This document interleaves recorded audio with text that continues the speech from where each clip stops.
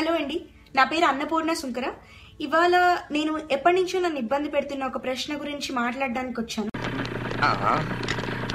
నీకు పెళ్ళయిందా? వేరే ఇండస్ట్రీలో సమస్యలు లేవని కాదు, అక్కడ ఇంతకన్నా దారుణంగా లేదని కాదు.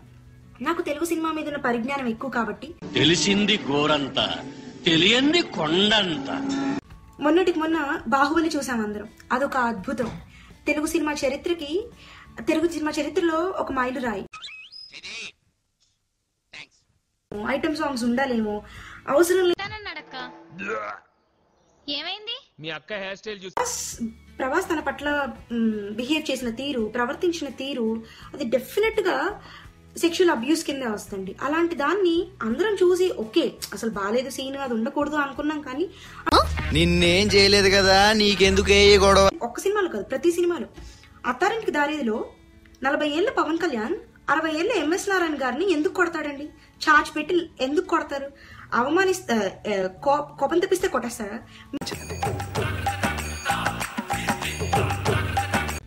మహేష్ బాబు సమంతతో నీ కలర్ ఎక్కడా నా కలర్ ఎక్కడా అని ఎందుకు మాట్లాడతాడు? ఆ మాత్రం బుద్ధి జ్ఞానం లేవాడి డైరెక్టర్.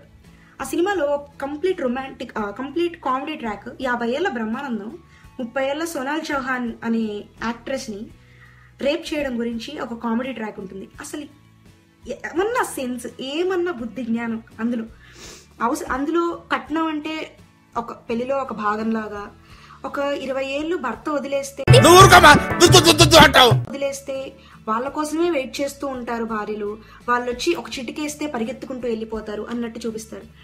ఇంత నీచంగా అమ్మాయిని చూపించకుండా మీరు మంచి సినిమా తీయలేకపోతే ఇంకా మీరు సినిమా తీసి ఎవరికండి లాభం? సినిమాలోనే టోన్ ఉంది, డబ్బాలో రాళ్లు సాడించినట్టు, గాడిద పిల్ల వాండ్రించినట్టు, సైలెన్సర్ పగిలిపోయిన మోటార్ సైకిల్ సౌండ్ వస్తే బయట కమీడియన్ అలీ మనిషా దున్నపోతావాడు. ఆడియో ఫంక్షన్స్ లో యాంకర్ల మీద అసభ్యకరమైన కామెంట్లు. సుమాకి అల్లు అరవింద్ గారి మధ్య అత్యంత డిస్గస్టింగ్, అసలు చిరాకు వచ్చేసే ఒక మాట.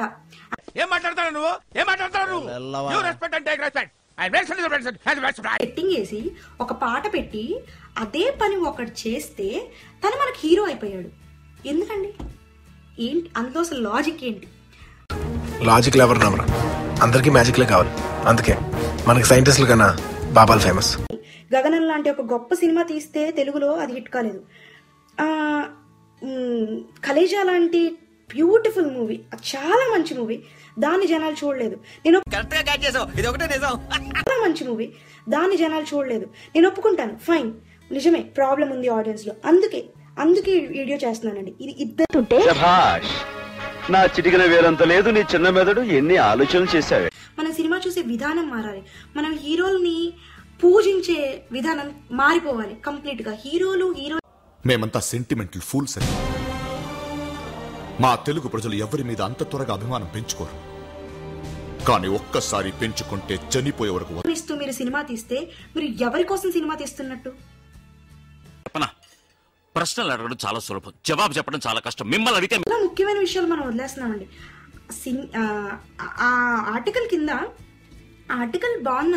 కింద కొంతమంది చదువుకున్న వాళ్ళు ఒక డిబేట్ వాదించుకుంటున్నారు. ఏంటి అందులో ఒక గ్రూప్ వాదన ఏంటంటే, ప్రభాస్ తమన్నా మధ్య జరిగింది ఓకే కదా, అందులో తప్పే ఉంది, అది రొమాంటిక్ గా ఉంది కదా అని.